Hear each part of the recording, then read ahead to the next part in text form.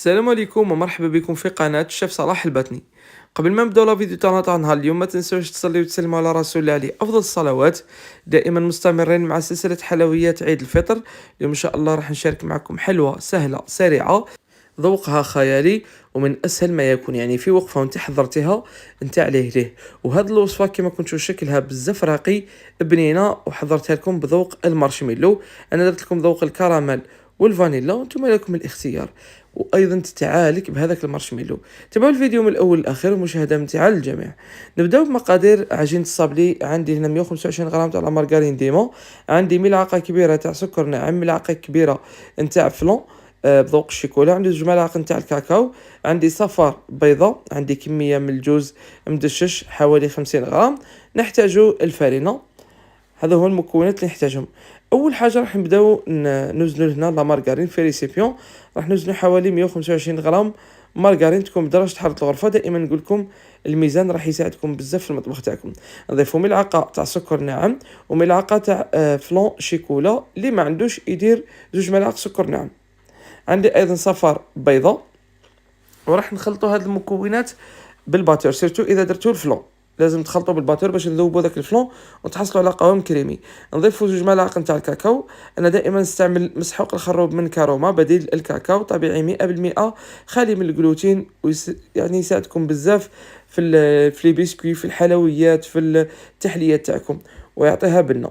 ولهنا اخر حاجه راح نبداو نضيفوا في الفرينه بالتدريج، ونضيفوا ديك الكميه نتاع الجوز مدشش. وراح نبداو نلموا العجين تاعنا بالتدريج حتى تحصلوا على العجينه تكون بقوام طري، وبهذا القوام نلموا فقط العجينه، نخليوها ترتاح شويه، ومن بعد ديريكت مباشره نفتحوها على كيس بلاستيكي. ولكن بما انه ما فيهاش الخميره وماش راح ندير حبه على حبه، راح نخلي السمك يكون خشين. راح نعطيكم السمك تاع الحبه تاعنا. نجيبوا لهنا هذا الطابع، نتوما اي طابع بغيتو مربع دائري اوفال، مهم بيضاوي كما تحبوا نتوما.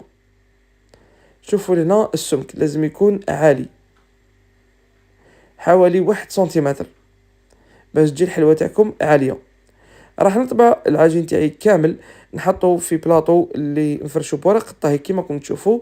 بعد ما طبعت كامل الكميه تاعي، دارت لي لهنا 20 حبه. هذيك الكميه راح دير لك 20 حبه، اللي يحب يدير اكثر يدير. وبطبيعه الحال راح تضعفوا المقادير. نفوتوا لنا الحلوه تاعنا للفرن على 180 درجه.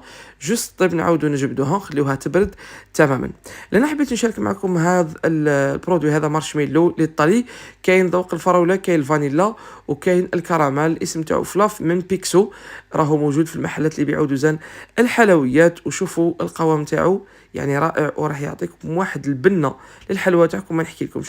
وهذا انا شيته من محل قصر الباي. هذا القصر اللي جاي في ولايه باتنا اكزاكت، جاي في جبانة الشهداء كما قلت لكم في ممرات مزوجي، كما جامعه الحاج الخضر. وجيو طالعين على مستر يامي، وجيو طلعوا في ممرات مزوجي. سيرتو الباتنيه راهم يعرفوا هذا المحل. المحل جاي جوست على اليسار تاعك في الكوان. محل رائع فيه لي برودوي كامل، لي بري تاعو ايضا راهم ريزونابل. حتى لي برودوي نخدم بهم اوبتيلا، فربيور، الكابريز، يعني راح تلقاهم ثم كاكاو كاروما، راح تلقاو كلش ثم.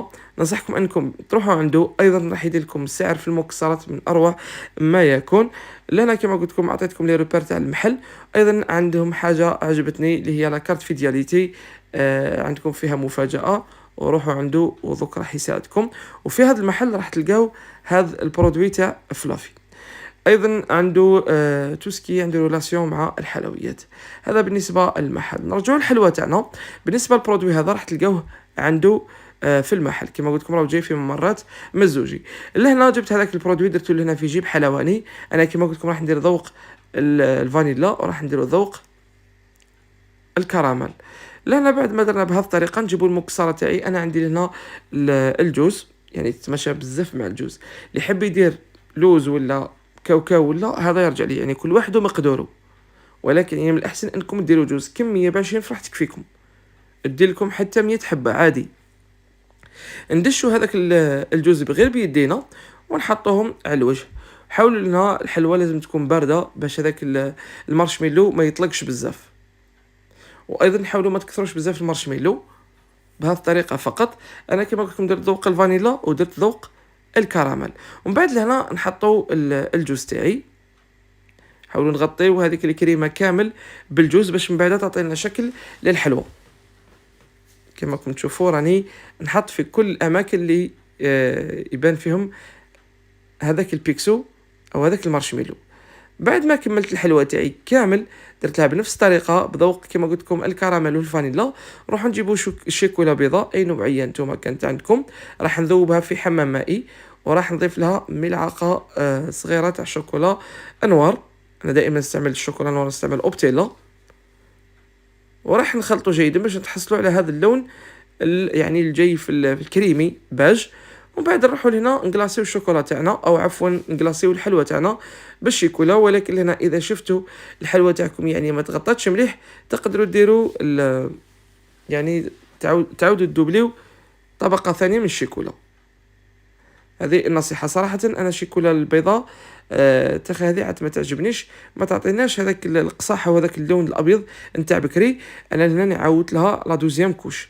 ولهنا بعد ما زينت الحلوى تاعي كامل او غلاصيتها بهذيك الشيكولا خليتها بردت، نحيت هذوك الزوائد تاع الشوكولا. ومن بعد لهنا زدت لها هذوك لي كيسات وهذيك لارغونزا باش تعطيها هذاك الشكل. ولهنا عندي لمسه خفيفه تقدروا ديروا لها ناكري دوري سائل. لهنا انا جبت لهنا هذاك الكولاج اليمونتير ودرت نقطه نقطه نقطه في كل حبه.